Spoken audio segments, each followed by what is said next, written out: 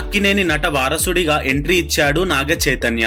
తాత తండ్రి వారసత్వాన్ని నాగ చైతన్య కొనసాగిస్తారని అభిమానులంతా భావించారు. అయితే నాగ చైతన్య హీరోగా నిలబడటానికి నానా తంటలు పడుతున్నాడు. నాగ చైతన్య ఇప్పటి వరకు చాలా సినిమాల్లో నటించాడు, కానీ హిట్ కొట్టింది మాత్రం చాలా చాలా తక్కువ అనే చెప్పాలి. చైతన్య కెరీర్ లో ఇప్పటి వరకు బ్లాక్ బస్టర్ హిట్ ఒకటి కూడా లేదు. హిట్ కొట్టిన సినిమాల్లో కూడా స్టోరీ పరంగాను హీరోయిన్ పరంగాను హిట్ అయినవే ఎక్కువ అని టాక్ ఇండస్ట్రీలో ఉంది.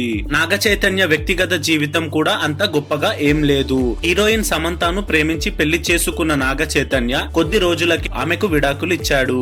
తాజాగా నాగ చైతన్యకు సంబంధించిన వార్త ఒకటి సోషల్ మీడియాలో వైరల్ గా మారింది. ఎన్ని కోట్లు ఇచ్చినా నాగ చైతన్య పక్కన నటించనని ఓ హీరోయిన్ తేల్చి చెప్పిందట.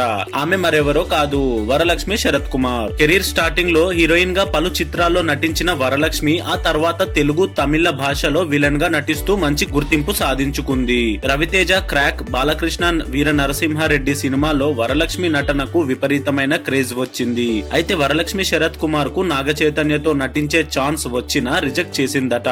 ఎన్ని కోట్లు ఇచ్చినా సరే నాగ చైతన్యతో నటించనంటూ వరలక్ష్మి శరత్ కుమార్ తెగేసి చెప్పేసిందట.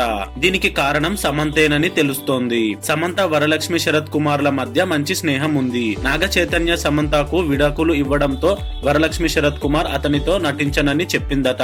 నాగ చైతన్య సమంతకు విడాకులు ఇచ్చిన తర్వాత చాలా మంది హీరోయిన్స్ నాగ చైతన్యతో నటించమంటూ ఓపెన్ గానే చెప్పేశారని టాక్ ఇండస్ట్రీలో ఉంది. అందులో వరలక్ష్మి శరత్ కుమార్ కూడా ఒకరిని అంటున్నారు. ప్రస్తుతం వరలక్ష్మి శరత్ కుమార్ నాగ చైతన్యకు నో చెప్పారనే వార్త సోషల్ మీడియాలో వైరల్ గా మారింది. అయితే ఇందులో ఎంతవరకు వాస్తవం ఉందో తెలియాల్సి ఉంది.